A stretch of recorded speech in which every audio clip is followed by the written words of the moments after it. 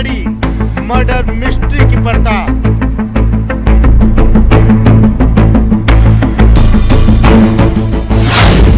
एक कतरे से सुलझेगी कत्ल की गुत्थी।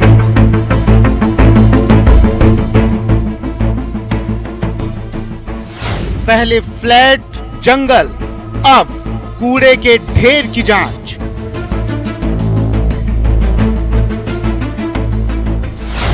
हिमाचल और उत्तराखंड तक जांच की आंच।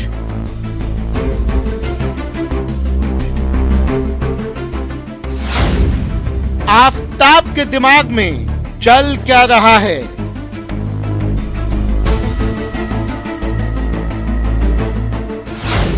पुलिस को वो कैसे गुमराह कर रहा है?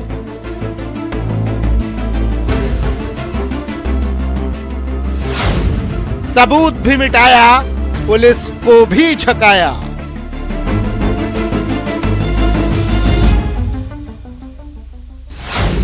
वो कत्ल के हर सबूत को मिटाता चला गया।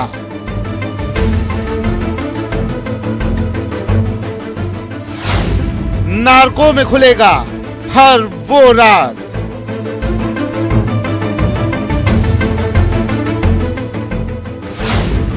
आफताब का माइंड गेम। श्रद्धा का मोबाइल गायब है, तलाश जारी है। आफताब और श्रद्धा के खून से सने कपड़े गायब हैं, पुलिस उसे भी तलाश कर रही है। साल 2022 की सबसे बड़ी मर्डर मिस्ट्री में फ्लैट जंगल के बाद अब कूड़े के ढेर की जांच होगी। नमस्कार, स्वागत है आपका। मैं हूं आपके साथ सुमित गुप्ता। आप देख रहे हैं हमारी खास पेशकश आफताब का माइंड गेम। हिमाचल और उत्तराखंड तक जांच की आंच पहुंच चुकी है। दिल्ली पुलिस के सामने चुनौती बड़ी है, बड़ा चैलेंज है आफताब के खिलाफ सबूत जुटाने का। उम्मीद है नार्को टेस्ट में आफताब बोलेगा और हर राज खोलेगा। लेकिन श्रद्धा को मौत के घाट उतारने के बाद से ही आफताब हत्या के हर सबूत को मिटाता गया और जब तक पुलिस की पकड़ में आया तब तक काफी हद तक उसमें सफल भी हो गया। दिल्ली पुलिस को भी आफताब लगातार गुमराह करता रहा। तो ऐसे में सवाल उठ रहा है कि क्या आफताब अब तक माइंड गेम खेल रहा था?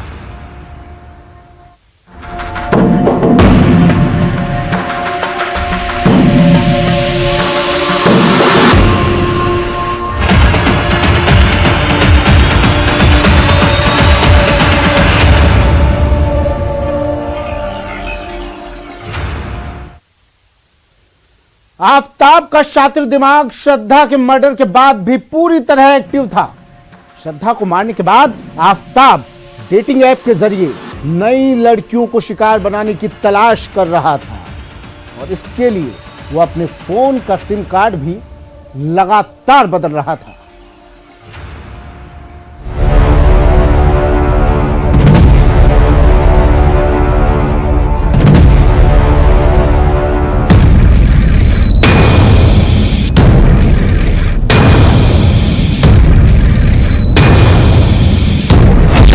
उसके टारगेट पर रहती थी खूबसूरत लड़कियां। वो डेटिंग ऐप से करता था लड़कियों का शिकार। पहचान बदलने के लिए वो बदलता था अपना सिम कार्ड। आफताब की आशिकी का माइंड गेम।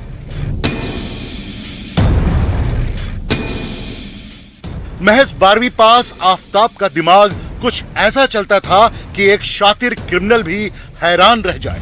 हत्या के गुनाह को छिपाने के लिए उसने ऐसी तकनीकी का इस्तेमाल किया कि अब जांच में जुटी पुलिस भी हैरान परेशान है। श्रद्धा के मर्डर के बाद उसकी प्लानिंग इतनी जबरदस्त थी कि उसे अब तक पुलिस पूरी तरह क्रैक नहीं कर पाई है। दिल्ली पुलिस के सामने बड़ी चुनौती इसलिए भी है क्योंकि इस केस की कहानी की खुली किताब उसके सामने है, लेकिन उस कहानी के तमाम किरदार और सबूतों की उसकी तलाश अब तक पूरी नहीं हो पाई। और अब इसीलिए दिल्ली के सबसे खौफनाक मर्डर केस को दिल्ली पुलिस की अपराध शाखा यानी क्राइम ब्रांच को सौंपने की बात हो रही है, क्योंकि अभी तक दिल्ली पुलिस के हाथ पूरी तरह से खाली है। सबूतों के नाम पर दिल्ली पुलिस के हाथ में कुछ भी नहीं है। यहां तक कि आफ्ताब के घर से श्रद्धा का एक बाल भी पुलिस ने बरामद नहीं किया है। श्रद्धा मर्डर केस में फिलहाल जांच को लेकर चुनौतियां क्या है, पहले वो समझिए। हत्या की थ्योरी जो सामने आई वो आफ्ताब ने बताई। मर्डर का हथियार अब तक बरामद नहीं हुआ। शव के 35 टुकड़े किए गए, लेकिन संदेह के आधार पर सिर्फ 13 बरामद हुए। फॉरेंसिक जांच में भी उन मानव अवशेष की पुष्टि होना बाकी है। डीएनए टेस्ट की रिपोर्ट आने में 3 हफ्ते से लेकर 3 महीने का वक्त लग सकता है। आफ्ताब ने फ्रिज में शव रखा था, लेकिन फ्रिज में खून के धब्बे नहीं मिले। श्रद्धा के खून से सने कपड़े भी अब तक नहीं मिले। श्रद्धा का फोन कहां है, यह भी अब तक पता नहीं चला। शव के सर का भी अब तक कुछ पता नहीं। पुलिस को आफ्ताब के दिल्ली वाले फ्लैट से ये वैक्यूम क्लीनर मिला है। घर के बाहर आप ये जितना भी कूड़ा देख सकते हैं, ये अंदर का ही निकला हुआ कूड़ा है। सबसे पहले ये एक वैक्यूम क्लीनर, सबसे बड़ा सवाल ये है कि आखिर वैक्यूम क्लीनर जो इस घर के अंदर से बरामद हुआ है, उसका बॉक्स बाहर रखा हुआ है। इस वैक्यूम क्लीनर का इस्तेमाल वो साफ सफाई के अलावा भी क्या श्रद्धा की बॉडी से जो बॉडी को जब चॉप किया उसके बाद क्या किसी तरीके से सबूत मिटाने के लिए उसका इस्तेमाल में लाया गया। शक है कि इसी वैक्यूम क्लीनर का इस्तेमाल आफ्ताब ने फर्श पर बिखरे खून को साफ करने के लिए किया था। हालांकि इसकी पुष्टि फॉरेंसिक जांच के बाद ही होगी। इस मामले में फोरेंसिक जांच के अलावा आफ्ताब की कुंडली खंगालना भी दिल्ली पुलिस के लिए एक बेहद ही बड़ी चुनौती है।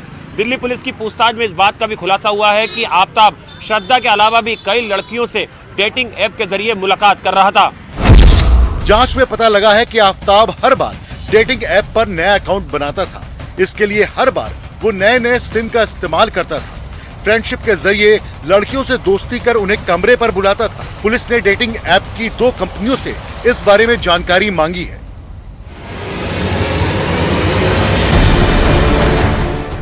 मतलब कहने को तो आफ्ताब की साजिश की कहानी शीशे की तरह साफ है, लेकिन साजिश के सबूतों को जब तक पुलिस जुटा नहीं लेती, आफ्ताब को उसके गुनाहों की सजा तक पहुंचाना आसान नहीं होगा। खुलासा हुआ है कि आफ्ताब दिमाग से खेल रहा था, पुलिस को गुमराह कर रहा था, सबूतों को मिटा रहा था, लेकिन दिल्ली पुलिस की सख्ती के आगे उसकी सारी चालबाजी धरी की धरी रह गई।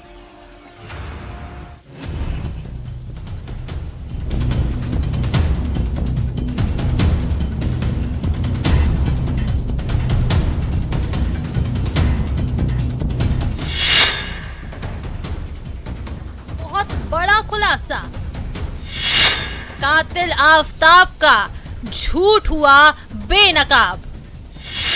शातिर आफ्ताब की हर चाल हुई बेकार। आफ्ताब का माइंड गेम एक्सपोज्ड।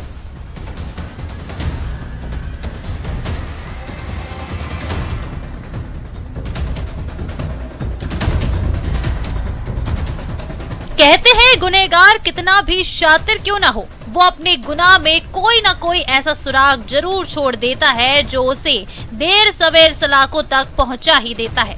श्रद्धा मर्डर केस में भी आरोपी आफ्ताब ने खुद के बचने का फुल प्रूफ प्लान बनाया था। एक एक सबूत उसने बड़ी बारीकी से मिटाए, लेकिन कत्ल और कत्ल के सीक्वेंस के डिजिटल सबूत वो चाहकर भी मिटा नहीं पाया। और अब श्रद्धा मर्डर केस में बहुत बड़ा खुलासा हुआ है।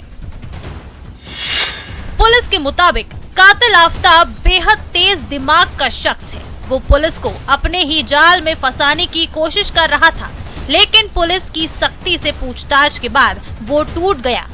खुलासा हुआ है कि श्रद्धा के शव के टुकड़ों को ठिकाने लगाने के बाद आफ्ताब ने सबसे पहले मुंबई का रुख किया था। हिमाचल और उत्तराखंड तक जांच की आंच पहुंच चुकी है। दिल्ली पुलिस की कई टीमें मुंबई, उत्तराखंड, हिमाचल में हैं। आफ्ताब के लैपटॉप से भी आफ्ताब के कई राज उजागर हुए हैं। दिल्ली पुलिस एक्सपर्ट्स की मदद से आफ्ताब के दिमाग को पढ़ने की कोशिश कर रही है। फ्रिज से पुलिस को श्रद्धा की लाश से जुड़े फॉरेंसिक सबूत मिलने की सबसे ज्यादा उम्मीद है। दर्जनों लेबर, एमसीडी कर्मचारी आफताब के घर के रास्ते से लेकर जंगल तक सबूत की तलाश में हैं। रिक्शा चालकों, दुकानदारों और रेहड़ी पटरी वालों के बीच गवाह तलाशे जा रहे हैं। ये भी पता चला है कि लाश के टुकड़ों को ठिकाने लगाने के लिए आफताब जंगल तक बिना डरे पैदल जाता था। उसके पास ना तो कोई दोपहिया वाहन था और ना ही कार। लाश के टुकड़े करने के लिए किसी सामान्य चाकू का इस्तेमाल नहीं किया था। इस केस से जुड़े सभी किरदार पुलिस के संपर्क में हैं, चाहे आफताब का दोस्त बद्री हो या फिर फ्लैट किराए पर दिलवाने वाला रोहन। आफताब के सभी दोस्त चाहे सोशल मीडिया फ्रेंड भी हों, उनकी मदद से आफताब के बारे में जानने की कोशिश की जा रही है। पुलिस श्रद्धा के जानने वालों और उसके दोस्तों के भी संपर्क में है। आफताब का परिवार भी पुलिस के संपर्क में है।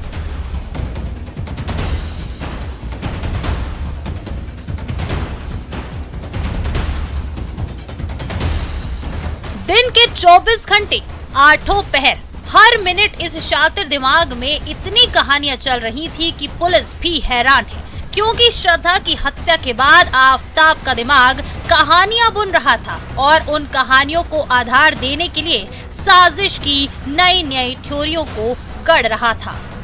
और आफताब ये सब कुछ कर रहा था श्रद्धा की मौत का सच छिपाने के लिए, और इसमें वो पूरे 6 महीने तक कामयाब भी रहा, क्योंकि श्रद्धा की मौत के बाद उसकी मौत की खबर पूरे 6 महीने तक ना तो उसके घर वालों को लगी और ना ही श्रद्धा को जानने वाले दोस्तों को।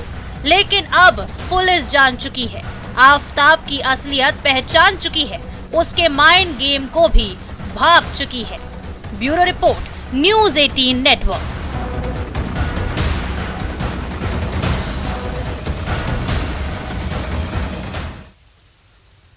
श्रद्धा मर्डर केस में कई सबूत पुलिस के हाथ लगे हैं, तो कई सबूतों की तलाश अब भी पुलिस कर रही है। लेकिन जो सबूत पुलिस को हाथ लगे हैं वो भी पूरी तरह से इस मामले को खोलने के लिए काफी नहीं है।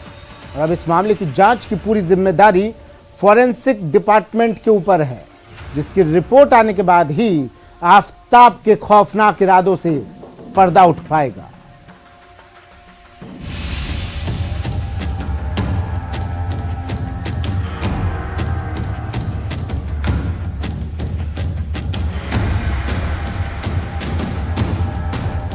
इस चेहरे को देखकर कोई बता नहीं सकता कि ये इतनी खौफनाक साजिश रच सकता है, जिसको सुलझाने में पुलिस के भी पसीने छूट जाएं। 6 महीने तक उस वारदात को अंजाम देने के बाद उसी घर में आराम से रहता रहा आफताब।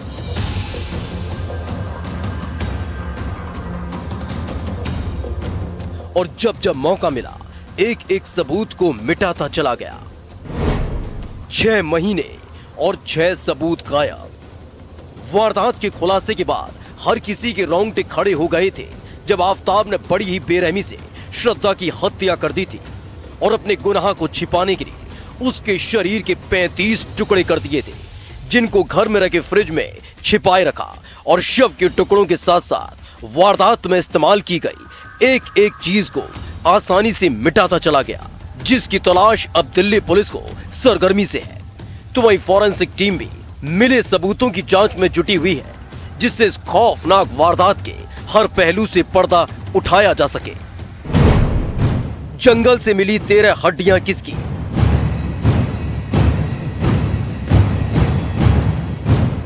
दरअसल पुलिस की गिरफ्त में आने के बाद आफताब ने कबूल किया था कि उसने ही श्रद्धा की हत्या की और उसके शव के 35 टुकड़े कर दिए थे और रात के अंधेरे में एक एक कर मेहरौली के सुनसान इलाके में एक एक टुकड़े को ठिकाने लगाता चला गया।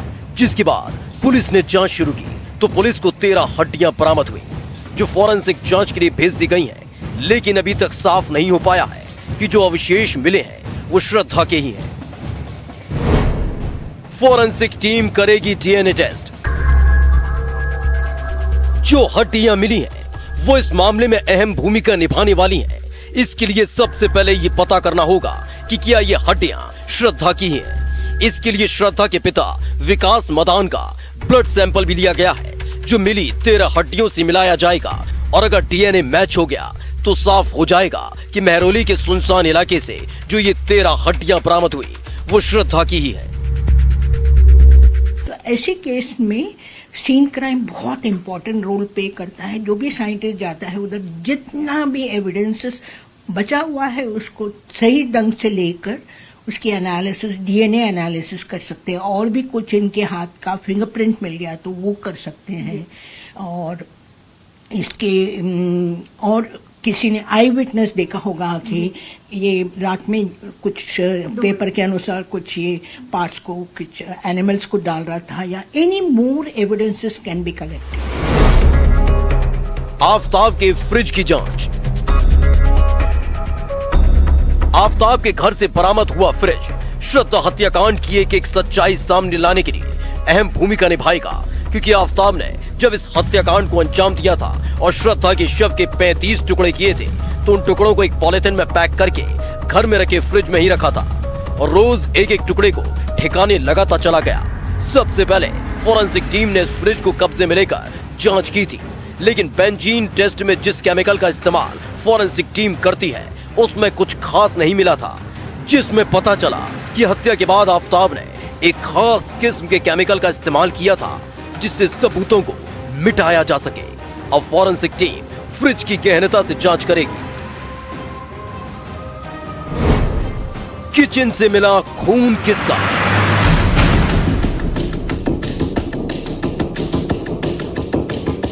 जिस घर में वारदात को अंजाम दिया गया उस घर के कोने कोने में फोरेंसिक टीम ने बेंजीन टेस्ट किया था।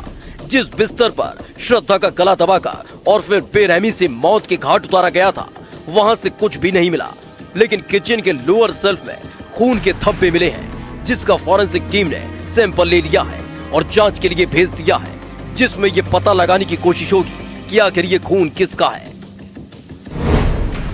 वारदात में इस्तेमाल आरी गायब। दिल्ली पुलिस की गिरफ्त में जरूर आरोपी आफताब है, लेकिन इस वारदात से जुड़े कई सबूत अभी तक पुलिस के हाथ नहीं लगे हैं, जिसमें सबसे अहम सबूत है वो हथियार जिससे श्रद्धा को मौत के घाट उतारा गया और फिर उसके शरीर के 35 टुकड़े आफताब ने किए थे। दिल्ली पुलिस उस आरी को बरामद करने में जुटी हुई है, लेकिन अभी तक पुलिस को वो आरी नहीं मिल पाई है।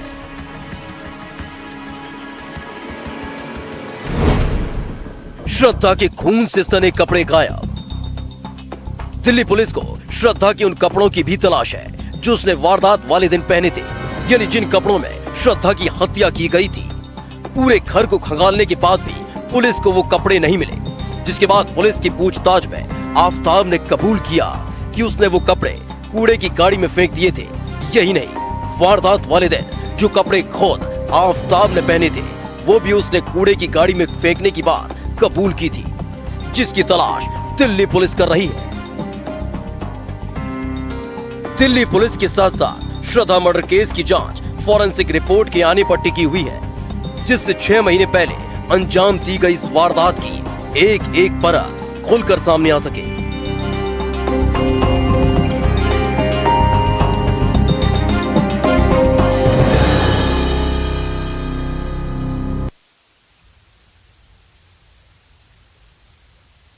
अब पुलिस इस केस से जुड़े सबूत का कतरा कतरा ढूंढ रही है।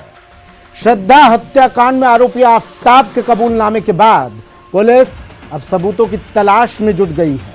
शव के टुकड़ों को आफताब ने कहां ठिकाने लगाया था, ये जानने के लिए पुलिस उसे लेकर जंगलों में पहुंची है। पुलिस के मुताबिक आफताब ने हत्या का जुर्म कबूल कर लिया है और उसने बताया कि शवों के टुकड़ों को छतरपुर के जंगलों में फेंका था।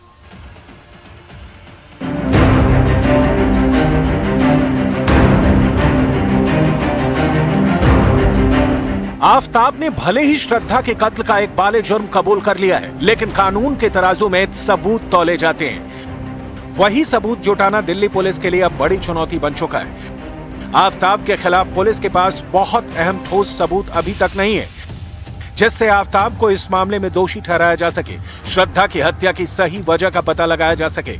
श्रद्धा मर्डर मामले में अब दिल्ली पुलिस किसी भी एक एंगल से बनकर नहीं रहना चाहती, इसलिए उन सभी पहलुओं को टटोल रही है दिल्ली पुलिस जिनसे श्रद्धा की मर्डर मिस्ट्री को सुलझाया जा सके, और इसीलिए साइकोलॉजिस्ट की भी मदद इस पूरे मामले में ली जा रही है। आपको बताते हैं कि आफताब को सजा दिलाने के लिए पुलिस को अभी किन किन ठोस सबूतों की दरकार है। दिल्ली पुलिस की सर्च तो तेजी से चल रही है, लेकिन अभी उसे वारदात में इस्तेमाल हथियार नहीं मिला है। श्रद्धा का मोबाइल फोन अब तक बरामद नहीं हुआ है। वारदात के वक्त पहने गए कपड़े बरामद करने बाकी हैं। ये वो बुनियादी सबूत हैं जो मर्डर के केस में आरोपी को फांसी के तख्ते तक ले जाने के लिए बेहद जरूरी हैं। इसके अलावा भी पुलिस के सामने चुनौतियां कम नहीं है। पुलिस को अभी तक सभी बॉडी पार्ट, खासकर श्रद्धा का सिर बरामद नहीं हुआ है। अभी तक वारदात में शामिल चाकू या आरी बरामद नहीं हुई है। हत्याकांड के वक्त पहने गए आफताब और श्रद्धा के कपड़े बरामद नहीं हुए हैं, जिन्हें आफताब ने कूड़े की गाड़ी में फेंकने का दावा किया है। श्रद्धा का मोबाइल फोन भी पुलिस को बरामद करना है, जो हत्याकांड के राज खोल सकता है। डीएनए जांच के लिए पिता का ब्लड सैंपल ले लिया गया है। अब पुलिस महरौली के जंगल से मिले हड्डियों से डीएनए का मिलान करेगी। पुलिस फोन के डेटा को रिकवर कर जानकारी जुटाने में लगी है। पुलिस ने डेटिंग ऐप कंपनी से भी रिपोर्ट मांगी है। श्रद्धा का कत्ल 6 महीने पहले किया गया था और एक एक कर आफताब सबूतों को मिटाता गया। इसलिए पूरी जांच मोटे तौर पर फॉरेंसिक और साइंटिफिक रिपोर्ट पर ही टिकी है। इसी वजह से इस केस में शुरुआती सबूत काफी अहम होंगे, क्योंकि हत्या का कोई चश्मदीद गवाह नहीं है। कोई ऐसा गवाह भी नहीं है जिसने आफताब को श्रद्धा के शव के टुकड़े ले जाते और ठिकाने लगाते देखा हो। वैसे पुलिस को अभी श्रद्धा के दोस्तों के बयान भी लेने हैं, जो इस केस में काफी अहम साबित हो सकते हैं।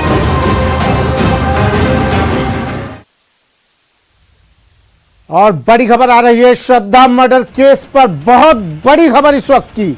श्रद्धा को बुरी तरह पीटने का दावा किया है श्रद्धा के ही एक दोस्त ने। श्रद्धा के दोस्त ने एक तस्वीर साझा की है। आफताब की हैवानियत की पहली तस्वीर है। श्रद्धा के चेहरे पर चोट के निशान नजर आ रहे हैं। देखिए तस्वीर, ये श्रद्धा के दोस्त ने साझा की है।